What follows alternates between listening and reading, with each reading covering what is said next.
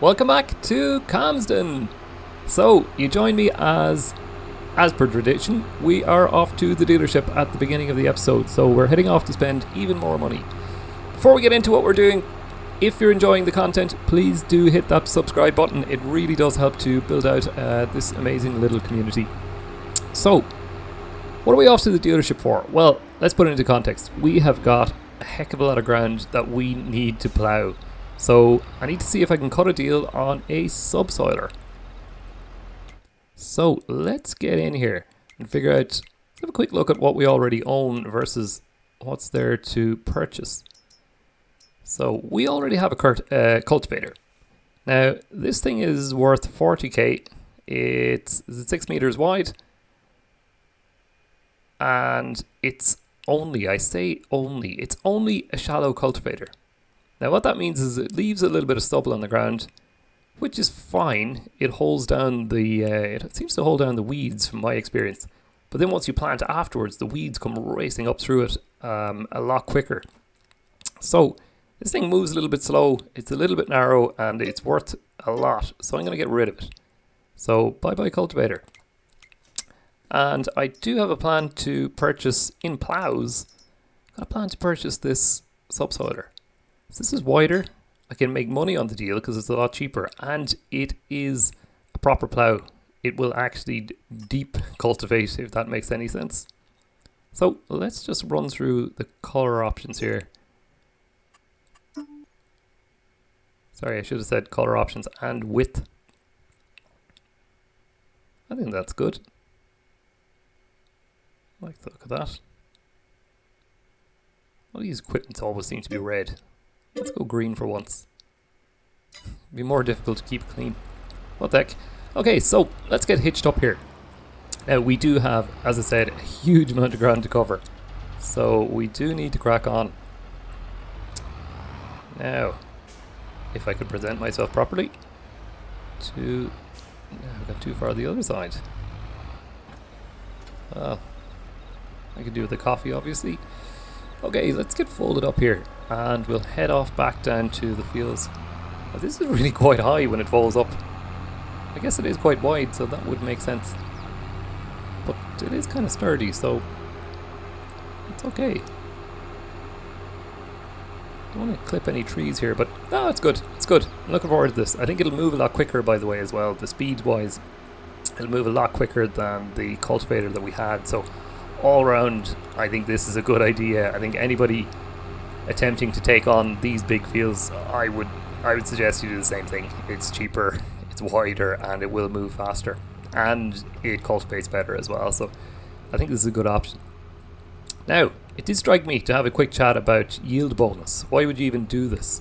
So I've prepared just a little scale that I'll put on screen now, which just shows how you improve the yield when it comes to harvest time. So you see, first of all, the ploughing. Ploughing is 15%, which is great.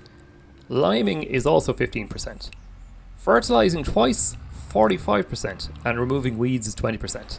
There's a couple of small ones after that point that will increase the yield as well.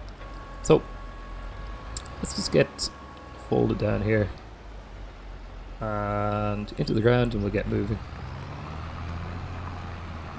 And away we go. Okay, that's good. I like that. It's quite satisfying, actually. I think this job will be quite satisfying to watch.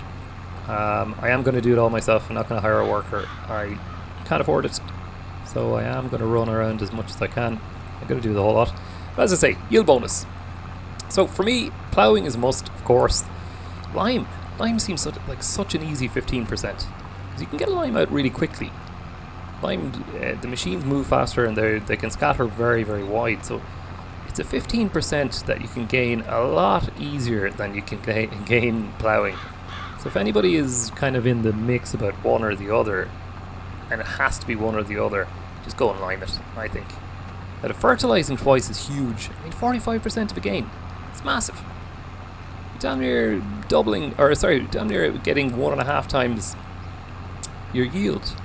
Of course, fertilizing twice means, getting an actual fertilizer out, be it solid fertilizer or liquid fertilizer, and one of slurry or manure. Now it is difficult to come up with enough slurry or manure to cover the big fields, but it is worth trying it out, because again, in particular the solid fertilizer can be put out pretty quickly, whereas the slurry is a lot slower, to be fair. So we'd go with the if it had to be one or the other, go with the solid fertilizer or liquid fertilizer. And lastly, then I say lastly because I'm kind of excluding the bottom two. Lastly, removing the weeds, 20%. Again, that's something you can do pretty quickly. Like if you really dislike the idea of ploughing, just you get 20% out of removing weeds alone. And again, you can run around with a sprayer with a very wide boom, so that's an easy 20% to gain. Now the bees are new to FS22. The bees are funny. You buy some bee boxes. I won't go through it in a whole lot of detail now.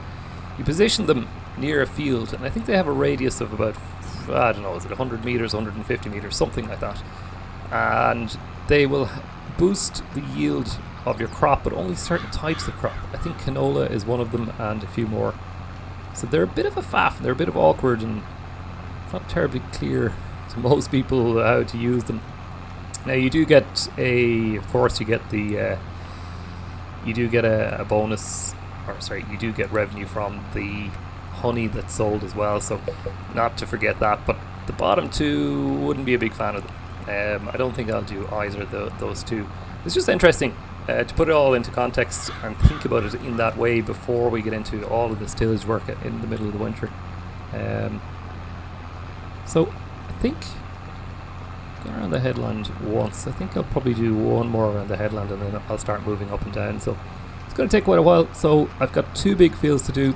I'll time lapse a lot of this, and we'll catch up towards the end for a chat.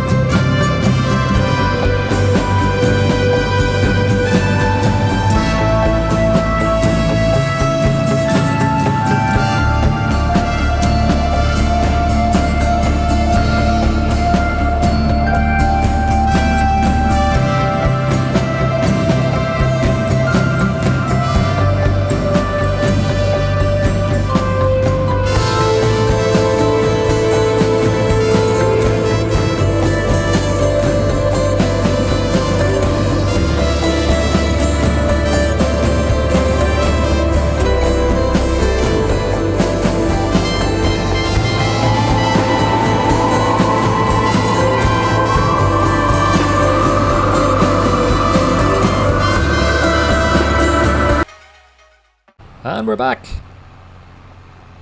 We're back. This has been quite a long slog. I'm sure the time-lapse was all very quick. By the time you'll have seen this, it'll all be time-lapsed. And quite lovely to watch. But it was a bit of a slog. I'm glad I got through it. I didn't hire a worker. I just grinned and bared it. Get the job done. And it didn't cost me anything. So just clean up this last little scuff here. And we'll have a quick look at the map. So, clean up that little scuff there as well. Just have a quick look around. No, I think we're okay. Okay, we'll have a quick look at the map then. There we are. Oops. Okay, all done. So see all those yellow dots?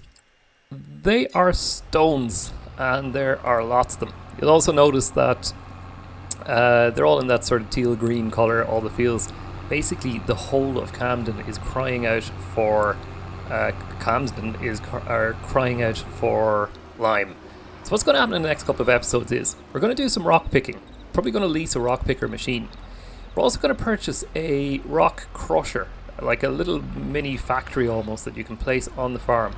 You feed it the rocks, it crushes them and produces lime. And then we'll get into the lime spreading as well. So I believe it's quite an economical way of getting your hands on lots of lime, because otherwise it's quite expensive. I think I do have to invest in buying that equipment, so we'll have to maybe do a little bit of a reshuffle. We also have lots of grain that we need to sell, but we'll probably hold off until the prices are high in January. So lots coming. Thanks for watching. See you in the next one.